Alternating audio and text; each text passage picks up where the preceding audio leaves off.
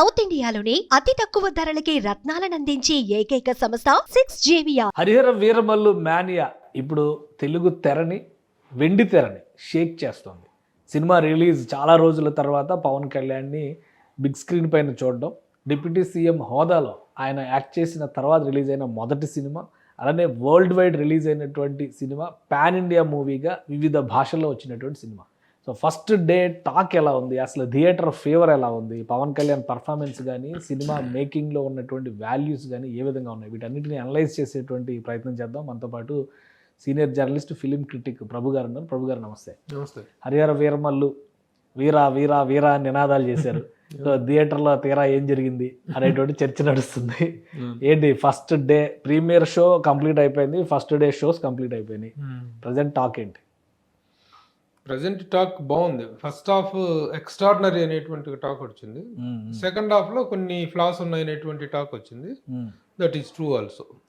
First half మాత్రం చాలా ఎక్స్ట్రాడినరీగా, అంటే క్రిష్ తను మొదట్లో చెప్పినటువంటి బేస్ ఏదైతే ఉందో, ఒక రాబిన్ హుడ్ క్యారెక్టర్, ఒక ఫిక్షనల్ క్యారెక్టర్, అది it's not the character that is there in the original history. Original హిస్టరీని ఒక ఫిక్షనల్ క్యారెక్టర్తో జత చేసి దాంతో ముడిపెట్టేసేసి ఒక కథను రూపొందించుకోవటం అనేటువంటిది ఒక ప్రయోగం, ఒక చక్కని కొత్త ప్రయోగం. ఎందుకంటే హిస్టరీకి ఫిక్షన్కి ముడిపెట్టడం అనేటువంటిది త్రిబులార్లో జరిగింది కూడా అదే. త్రిబులార్లో కూడాను రెండు ఒరిజినల్ క్యారెక్టర్స్కి ఫిక్షనలైజేషన్ చేశారు. అట్లాగే ఇందులో ఒక ఫిక్షనల్ క్యారెక్టర్కి ఒక ఒరిజినల్ హిస్టరీకి మధ్యలో ఒక దీన్ని లైన్ తీసుకొని ఒక రాబిన్ హుడ్ లాంటి క్యారెక్టర్ని క్రియేట్ చేసేసి దాంతో కథ నడిపించిన విధానం బాగుంది. ఫస్ట్ హాఫ్లో సీన్స్ అన్నీ కూడా చాలా ఎక్స్ట్రాడినరీగా అద్భుతంగా వచ్చినాయి. సాధారణంగా ఇద్దరు డైరెక్టర్స్ హ్యాండిల్ చేస్తే కొంచెం ఇబ్బంది ఉంటుంది అంటారు కదా, ఈ సినిమాలో ఎలా ఉంది ఓవరాల్ గా? ఫస్ట్ బిగినింగ్ నుంచి ఎండ్ వరకు లెంత్ చూస్తున్నా అంటే ఎవరు ఎంత ఏ మేరకు డైరెక్ట్ చేశారు, ఎవరు ఎన్ని సీన్లు చేశారు, ఎవరు ఎంత స్క్రీన్ షేర్ చేసుకున్నారు, ఇద్దరు డైరెక్టర్లు క్రిష్ అండ్ జ్యోతి కృష్ణ ఎంతవరకు షేర్ చేసుకునేటువంటిది మనకు తెలియదు. కానీ టేక్ ఆఫ్ మొత్తం ఫస్ట్ హాఫ్ లో జరిగినటువంటి సీన్స్ అన్నీ కూడా ఎర్లీగా తీసినటువంటి, బిగినింగ్ డేస్లో తీసినటువంటివి కాబట్టి ఆ పార్ట్ అంతా ఎక్కువగా కృషి చేశాడు అనేటువంటిది వచ్చింది. తర్వాత ముగింపు పార్ట్కి వచ్చేటప్పటికి ఇది ముగింపు అనేటువంటిది ఇక ఢిల్లీకి ప్రయాణం అవటం, కథగా చెప్పుకున్నట్లయితే ఢిల్లీలో ఎంట్రీ సీన్, కోహినూరు వజ్రం అనేటువంటి దాన్ని ఢిల్లీలో ఔరంగజేబు అధీనంలో ఉన్నప్పుడు దాన్ని తీసుకొస్తే తీసుకురావాలనేటువంటి ఒక అసైన్మెంట్ తనకు అప్పగిస్తాడు గోల్కొండ నవాబు. ఆ నవాబు ఇచ్చినటువంటి అసైన్మెంట్ అది కూడాను, ఆ గోల్కొండ నవాబు దగ్గరికి తను వెళ్ళటం కూడాను హీరోయిన్ నిధి అగర్వాల్ చేసినటువంటి ఒక చిన్న ట్రిక్కిష్ వల్ల అక్కడ దొరికిపోతాడు, గోల్కొండ నవాబుకు దొరికిపోతాడు. అప్పుడు గోల్కొండ నవాబు ఆ వజ్రాన్ని తీసుకొచ్చేటువంటి అసైన్మెంట్ తనకి ఇస్తాడు. ఆ ప్రాసెస్లో ఒక 15 మంది 12 మంది అక్కడి నుంచి బయలుదేరి ఢిల్లీకి ప్రయాణం అవటం, ఆ ప్రయాణంలో ఎదురైనటువంటి అనుభవాలు ఈ నేపథ్యంలో అంటే కథపరంగా మీకు ఎలా అనిపించింది? ఎందుకంటే ఇప్పుడు ఫిక్షనల్ క్యారెక్టర్ ఏదో 1-2 అంటే అనుకోవచ్చు. ఇప్పుడు త్రిబులార్లో కూడా ఇద్దరు క్యారెక్టర్లు అంతే, అల్లూరి సీతారామరాజు, కొమరం భీమ్ అనేటువంటి ఇద్దరు రియల్ లైఫ్ పర్సనాలిటీస్ని తీసుకుని కథ అల్లుకున్నారు. కానీ ఇక్కడ చాలా మంది కనిపిస్తూ ఉంటారు. ఔరంగజేబు కానీ ఇప్పుడు హరిహర వీరమల్లు క్యారెక్టర్ కూడా ఒక ఇన్స్పిరేషన్. తెలంగాణలో ఒక విధంగా తెలంగాణ నుంచి వచ్చినటువంటి యోధుడు సర్వాయి పాపన్న అనేటువంటి చర్చ నడుస్తుంది. ఇంకొక పేరు కూడా వినిపిస్తా ఉంది. కాదు ఏమీ కాదు, ఒక ఇన్స్పిరేషన్ మాత్రమే అని చెప్పని. అది మాత్రం 100% ఇది ఏ పాత్రకి సర్వాయి పాపన్నకు కానీ ఇంకొక దానికి కానీ ఒక హిస్టారికల్ క్యారెక్టర్కి ఉన్నటువంటి రిజంబ్లెన్స్ అయితే లేదు. Total fictional character. ఆ రోజుల్లో తిరగబడిన ఒక యువకుడు, ఒక రాబిన్ హుడ్ లాంటి ఒక యువకుడు, who stands for the poor. అంటే రాబిన్ హుడ్ క్యారెక్టర్ అనేది మనకు తెలిసిందే, ఉన్నోడిని కొట్టు లేనోడికి పెట్టేటువంటి ఒక క్యారెక్టరైజేషన్. అది ఆ క్యారెక్టర్ కల్పితమైన క్యారెక్టర్. ఏ క్యారెక్టర్ ఏ హిస్టారికల్ లేదు. కాకపోతే తీసుకున్న టైం పీరియడ్ మాత్రం ఔరంగజేబు. మిగతా క్యారెక్టర్స్ కూడా ఉన్నాయి కదా. ఇప్పుడు ఔరంగజేబు క్యారెక్టర్ రియల్ లైఫ్ లో ఉన్న క్యారెక్టర్, గోల్కొండ నవాబు క్యారెక్టర్ అక్కన్న మాదనలో ఉన్నారు, కోహినూర్ డైమండ్ అనేది ఇప్పటికే చర్చ నడుస్తుంది. సో దాని చుట్టూ కథ అల్లినటువంటి విధానం కన్విన్సింగ్ గా ఉంది. అది కన్విన్సింగ్ గా ఉంది. ఆ రోజుల్లో ఒక ఫిక్షనల్ క్యారెక్టర్, ఒక హీరో దాన్ని తీసుకురావడానికి వెళ్ళడానికి ప్రయత్నించాడు. దానికి తోడు కాంటెంపరీగా ఆ రోజుల్లో జరిగినటువంటి హిందువుల మీద జరిగినటువంటి అరాచకాలు, ఔరంగజేబు చేసినటువంటి అరాచకాలు, సొంతగా కన్న తండ్రిని చంపి తమ్ముడిని చంపినటువంటి వాడు, కన్న తండ్రిని జైల్లో పెట్టినటువంటి వాడు అనేటువంటి చరిత్ర మనం చదువుకున్నాం. అలాగే హిందూ దేవాలయాల మీద కానీ, హిందూ ధార్మిక వ్యవస్థల మీద కానీ అతను ఎలాంటి దాడి చేశాడు అనేటువంటిది అతనికి చరిత్రలో తెలిసినటువంటి విషయం. ఇప్పుడు ఆ ప్రాసెస్లో అతను చేసిన అరాచకాలని ఎదుర్కొంటూ అతను వెళ్ళటం, ముఖ్యంగా ప్రీ క్లైమాక్స్లో అక్కడ ఢిల్లీ చేరిన తర్వాత ఢిల్లీలో అక్కడ హిందువుల మీద చేసినటువంటి అరాచకాలు, వాళ్ళ ఊరేగింపుల మీద కానీ, వాళ్ళ ఉత్సవాల మీద కానీ, వాళ్ళ దేవుళ్ళ మీద కానీ, వాళ్ళ వ్యవస్థ మీద కానీ, హిందూ వ్యవస్థ మీద కానీ అతను చేసిన అరాచకాలు అందరికీ తెలిసినటువంటి వాటిని ఇంప్లిమెంట్ చేసుకుంటూ వెళ్ళటం జరిగింది. ఎలా తీశారు అది? అంటే మన మామూలుగా సనాతన ధర్మం అని చెప్పని పవన్ కళ్యాణ్ గారు మాట్లాడుతూ ఉన్నారు. ఇంకో వైపు నుంచి చూస్తే మనదేమో సమాన ధర్మం, అన్ని లౌకికవాదం, అన్ని మతాలకి మనం ప్రాధాన్యం అనేటువంటి ఒక సెన్స్లో ఉంటాం. సో ఒకరికి అనుకూలంగా చెప్పారని ఇంకొకరు వ్యతిరేకిస్తున్నట్టు అయిపోద్ది కదా. సో ఈ మేకింగ్లో కానీ సినిమాలో ఆ ప్రజెంటేషన్ ఎలా వచ్చింది? ఆ ప్రజెంటేషన్ ఎవరు ప్రశ్నించడానికి వీల్లేదు. ఎందుకంటే ఇది గతంలో జరిగినటువంటి చరిత్రలో చెప్పినటువంటి వాస్తవాలే, చరిత్రలో ఉన్నటువంటి వాస్తవాలే. ఇప్పుడు కొత్తగా ఏదైనా మనం సనాతన ధర్మము, సమధర్మము, ఇతర మతాలతోటి క్లాష్ అనేటువంటి విషయం మీద వచ్చినప్పుడు ఆ చర్చ అనేటువంటిది రకరకాలుగా వెళ్ళేటువంటి అవకాశం ఉంది. ఇక్కడ మాత్రం జరిగిన చరిత్రలో జరిగినటువంటి వాస్తవాన్ని ఈ సినిమాలో చూపించడం జరిగింది. ముఖ్యంగా ఔరంగజేబు పరిపాలనలో, మొఘల్ సామ్రాజ్య పరిపాలనలో అతను చేసినటువంటి అరాచకాలు, అతని దాదాపు 50 సంవత్సరాల పాటు 88 ఏళ్ల వయసులో చనిపోయాడు. ఆ సంవత్సరాల పాటు 1658లో అతను సింహాసనాన్ని అధిష్ఠించి అప్పటి నుంచి చనిపోయిన దాకా అతని పాలన అనేటువంటిది ఒక నిరంకుశమైనటువంటి రాజుగా, ఒక మొఘల్ సామ్రాజ్యంలో అతనిది ఒక greatest dynasty, but most cruel dynasty, cruel towards Hindus అనేటువంటిది అందరికీ తెలిసినట్టు విషయం. దాన్ని ఇంకార్పొరేట్ చేసుకుంటూ వెళ్ళటం జరిగింది. ఈ మధ్య కాలంలో చావా సినిమా ఒకటి వచ్చింది. అది వచ్చిన తర్వాత అంటే ఛత్రపతి శివాజీ గారి కొడుకు సంభాజీ మహారాజ్ చేసినటువంటి, ఇతనికి వ్యతిరేకంగా చేసినటువంటి పోరాటం. ఇప్పుడు ఇది అన్ని భాషల్లో వచ్చింది, 5 భాషల్లో వచ్చింది. ఎట్లా వచ్చింది? ఆ చావాతో కూడా కొంతమంది పోలుస్తున్నారు, రివ్యూస్లో అట్లా వస్తూ ఉన్నాయి. బట్ సినిమాలో ఆ ప్రజెంటేషన్, ఆ ప్లెజెంట్నెస్, ఆ రేంజ్ పర్ఫార్మెన్స్ కనపడి అదైతే గ్యారంటీగా ఉన్నాయి, డెఫినెట్గా ఉన్నాయి. ఎందుకంటే ఆ కాలాన్ని తీసుకున్నప్పుడు ఆ కాలంలో ఉన్నటువంటి పరిస్థితులు, ఆ కాలంలో అంటే జిజియా పన్ను విధింపు అనేటువంటిది కానీ, ఇవన్నీ కూడా అప్పుడు జరిగినటువంటి వాస్తవాలు, ఆ వాస్తవాన్ని ఒక ఫిక్షనల్ క్యారెక్టర్కి ఫ్యూజ్ చేసి తీసినటువంటి విధానం బాగుంది. ఆ సబ్జెక్ట్ ఎన్నుకున్న విధానం బాగుంది. ఓవరాల్గా పర్ఫార్మెన్సెస్ పాయింట్కి వస్తే పవన్ కళ్యాణ్ రియల్లీ రోల్డ్ చాలా అద్భుతంగా చేశారు. చాలా సీన్స్లో తన పర్ఫార్మెన్స్ కానీ, తన అపీరెన్స్ కానీ చాలా బాగుంది.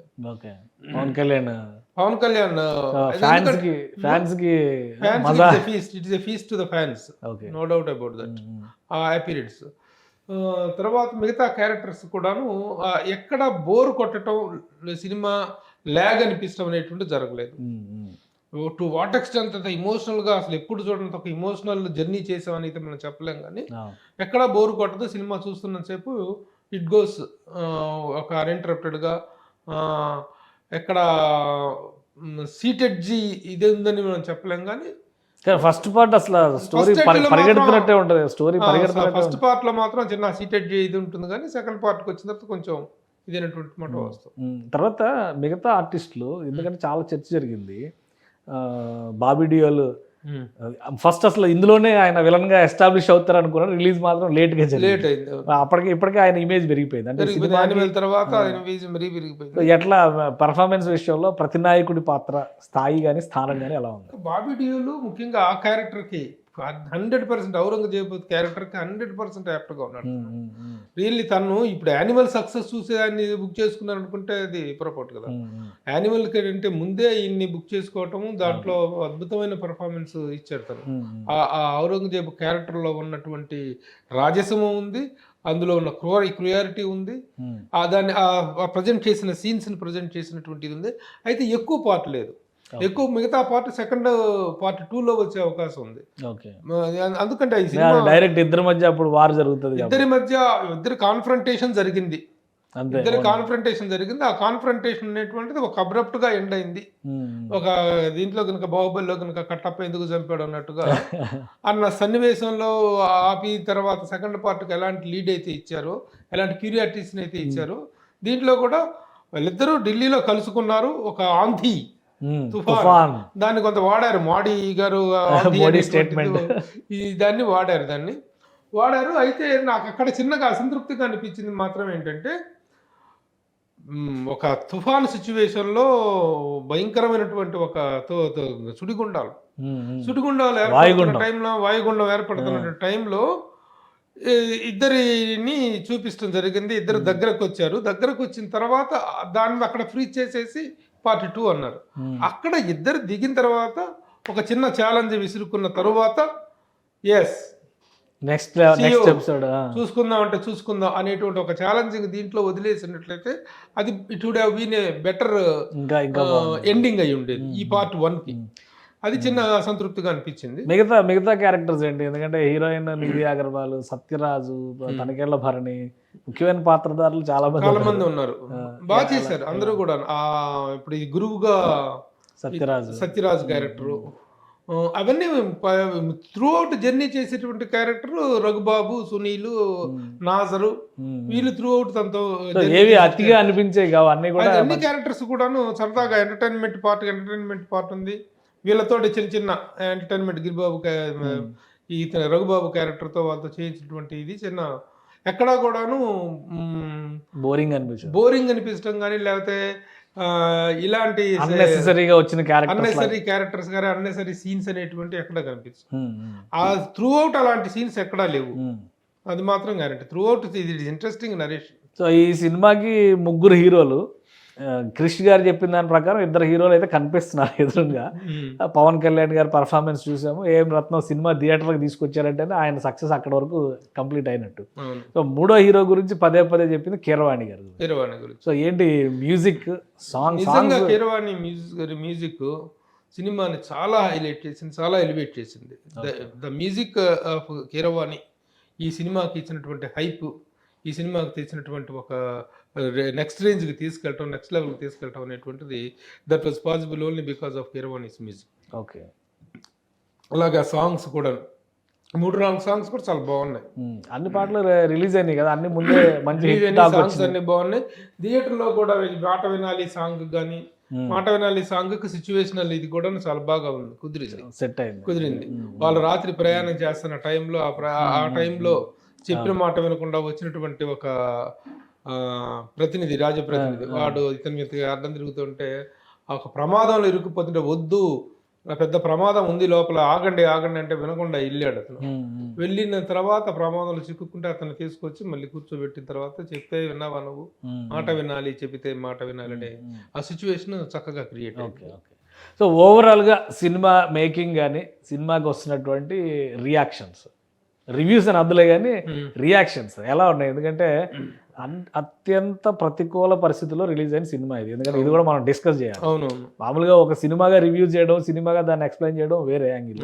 ఇక్కడ ఏంటంటే 5 ఏళ్ళు కష్టపడి తీసుకురావడం ఒక ఆస్పెక్ట్ అయితే, విపరీతమైనటువంటి ప్రతికూల ప్రచారం. అసలు సినిమా రాకముందరే పోయిందని చెప్పని కొనేవాళ్ళు లేరు, చూసేవాళ్ళు లేరు, అంతా అయిపోయింది. సో ఈ దరిద్రాన్ని అంతా పక్కన పెట్టేసి చూస్తే ఒక నార్మల్ ఆడియన్స్గా సినిమాని చూస్తే ఎలా ఫీల్ అవుతారు?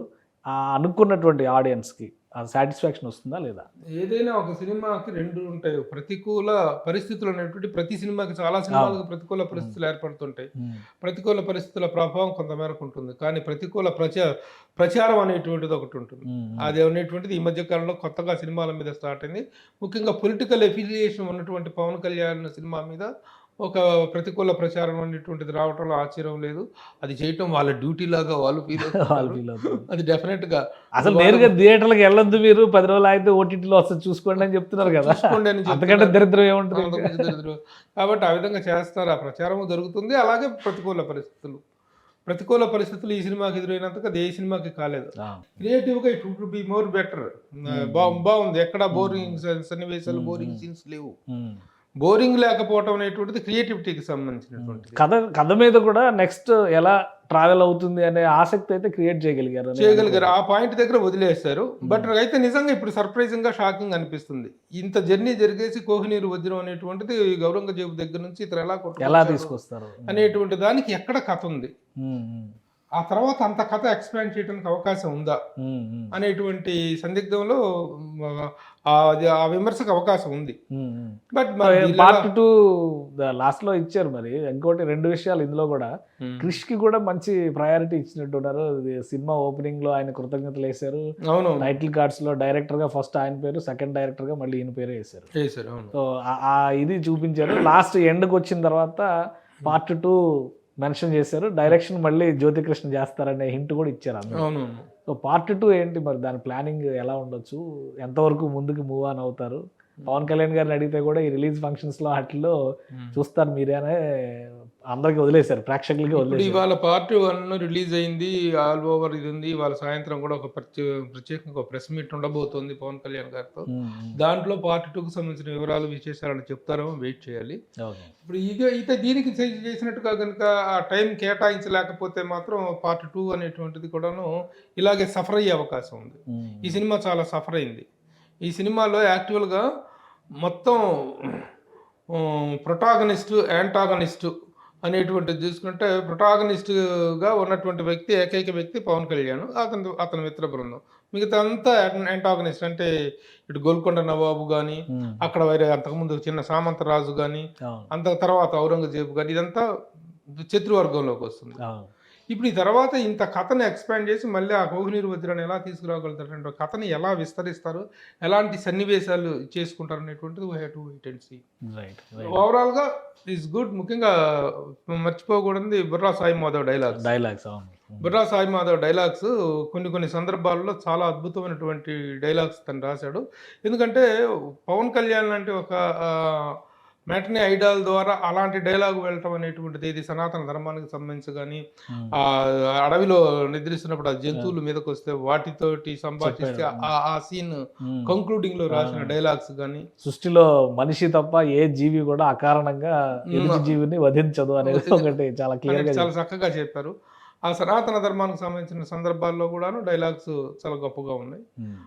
So special credit also Keeravani సంగీతానికి, పాటలకి, అలాగే బుర్రా సాయి మాధవ్ డైలాగ్స్కి కూడా they need a special mention. అలాగే తోటతరణి గారి ఆర్ట్ వర్క్ ముఖ్యంగా ఫస్ట్ సీన్స్లో ఆ సెట్స్ అవన్నీ అప్పటి ఆనాటి 16వ శతాబ్దం నాటి లొకేషన్స్, ఆ నేపథ్యాన్ని రెప్లికా చేయటం అనేటువంటిది చాలా గొప్ప విషయం. సో అసలు ఈ సినిమా ఇప్పుడు నార్త్ బెల్ట్ లో మిగతా రాష్ట్రాల్లో ఎలా ఉంది పర్ఫార్మెన్స్? ఓవర్సీస్ కూడా ఫీడ్బ్యాక్ వస్తుంది, మంచి టాక్ అయితే వచ్చింది ఓవర్సీస్ కూడా. నార్త్ బెల్ట్ లో ఉన్నటువంటి సానుకూలమైనటువంటి అంశం ఏమిటంటే, ఇప్పుడు అక్కడ ఏ సినిమా అయినా సరే ఒక ఆ సనాతన ధర్మం కానీ, భారతీయత మీద కానీ, హైందవ ధర్మం మీద కానీ, హిందువుల మీద కానీ జరిగిన అట్రాసిటీస్ మీద సినిమా అంటూ ఒకటి ఏదైనా వస్తే దాన్ని ఓన్ చేసుకునేటువంటి పరిస్థితి మనం చూస్తూనే ఉన్నాం. అక్కడ కాశ్మీరీ ఫైల్స్ దగ్గర నుంచి కానీ, ఇప్పుడు చావా కానీ, ఆ రజాకార్ చిత్రం కానీ, వీటన్నిటికీ ఒక ఇది దొరుకుతుంది. ఆ రజాకార చిత్రం అనేటువంటిది నార్త్లో కూడా బాగానే ఇచ్చేసింది, ఇక్కడ ఓకే ఇదిగా ఆడినప్పటికీ. కాబట్టి ఈ నేపథ్యంతో వస్తున్న చిత్రాలకు అక్కడ ఆదరణ పెరుగుతుంది. కాబట్టి అక్కడ కూడాను ఒక పాజిటివ్ బజ్ అనేటువంటిది ఉంది. ఏ స్థాయి హిట్ సినిమా బాగుంది అనేటువంటి టాక్ ఉంది. హిట్ అని నేను ఇప్పుడు చెప్పలేను. ఏ స్థాయి హిట్ కమర్షియల్ గా లెక్కలు చూసిన తర్వాత చెప్పగలం. హిట్ అనేది ఇప్పుడు చెప్పలేము. ఏ స్థాయి హిట్ అవుతుంది, ఎలాంటి రిజల్ట్ ఇస్తుంది, ఇన్ని సంవత్సరాల వాళ్ళ కష్టానికి ఎలాంటి ఫలితం దక్కబోతుంది అనేటువంటి చెప్పడానికి మాత్రం ఇట్ ఈస్ టూ. ఎందుకంటే చాలా ఖర్చు పెట్టారు కదా, చాలా ఖర్చు పెట్టారు.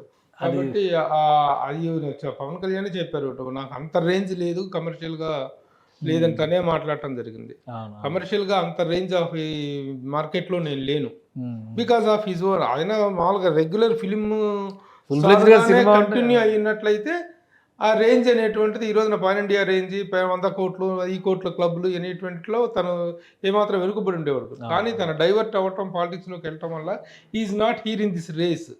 ఈ రేస్లో తను లేడు. తను ఉంటే అది వేరే విషయం. లేడు కాబట్టి దీనికి దాదాపు కమర్షియల్ రేంజ్ని, కమర్షియల్ సక్సెస్ని ఇప్పుడే డిఫైన్ చేయటం అనేటువంటిది కరెక్ట్ కాదు. It is too early. And ఓవరాల్గా సినిమా is good. Right. Thank you Prabhu garu విశ్లేషణ అందించినందుకు. ఇది హరిహర వీరమల్లు సినిమా ఎన్నో అవాంతరాలని దాటుకుని ఫైనల్గా థియేటర్స్గా చేరుకుంది. గుడ్ పాజిటివ్ టాక్ వచ్చింది. సినిమాలో టెక్నికల్గా వస్తున్నటువంటి చిన్న చిన్న ఇబ్బందులు తప్పితే కథ పరంగా కానీ, సినిమా మేకింగ్ పరంగా కానీ, ఆర్టిస్టుల సెలక్షను, పర్ఫార్మెన్స్ పరంగా, మ్యూజిక్, కథాంశం, అలానే డైలాగ్స్ పరంగా సూపర్ హిట్ టాక్ తెచ్చుకోవడానికి అవకాశాలు పుష్కలంగా ఉన్నాయి. కమర్షియల్గా ఈ సినిమా మీద చేసినటువంటి ఇన్వెస్ట్మెంట్స్ వెనక్కి రావాలంటే కనుక హై ఎండ్ పర్ఫార్మెన్స్ ఉండాల్సిన అవసరం ఉందని ప్రభు గారు విశ్లేషిస్తున్నారు. ఇక నార్త్ బెల్ట్లో కూడా ఈ టైప్ ఆఫ్ జానర్కి మంచి పాజిటివ్ టాక్ వస్తుంది కాబట్టి ఖచ్చితంగా పవన్ కళ్యాణ్ సినిమా అనుకున్న రేంజ్ సాధిస్తుందని ఆయన ఆశాభావం వ్యక్తం చేస్తున్నారు. ఇది special discussion. Keep watching. Suman టీవీలో మీ పర్సనల్ అండ్ బిజినెస్ ప్రమోషన్స్ కోసం కింది నెంబర్కి కాంటాక్ట్ చేయండి.